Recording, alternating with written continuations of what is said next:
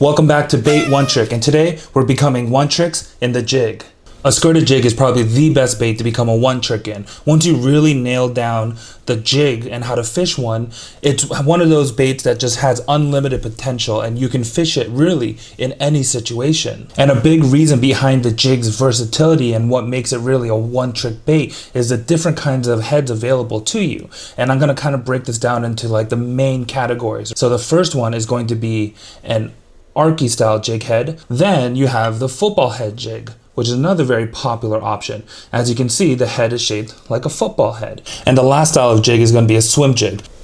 And I know a lot of you guys have tried fishing a jig and feel like, I can't tell when I got a bite, or you're just getting hung up on all the dirt and the muck on the bottom. And a big part of that's actually because we start by fishing a 3/8 ounce or a 1/2 ounce jig. And when you fish a jig that heavy, one, the heavier weight's going to want to kind of dig that jig into the bottom of your pond or lake and kind of pick up all that gross like scum and dead debris on the bottom. But also, when a bass eats something, right, they open their mouth really quickly and suck in air very fast. So when you fish a lighter bait, you can see and feel that suction through your line. But with a bigger jig like that, a bass can't really suck in that bait. They literally have to go and put their lips around it and pick it up.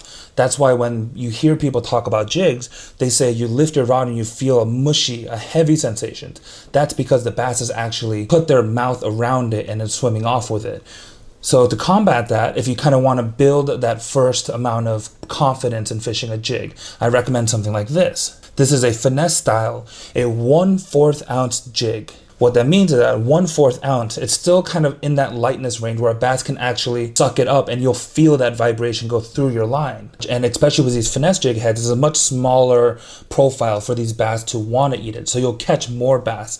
These big 3/8 ounce, 1/2 ounce jigs, they're heavier but also a bigger volume. And these are really designed for catching big bass. Now, if you feel like your hookup ratio is suffering because of the thick weed guard, a lot of people say to trim the weed guard down to right in front of the hook point. But I don't like doing that as much because what happens is, because this is plastic, if you trim the length of this weed guard down, you're going to lose that leverage to be able to push down that. It's easier to push down at the end here than it is down here. So instead, what I recommend is taking a pair of pliers and pulling out a few of these strands just directly out of the bottom.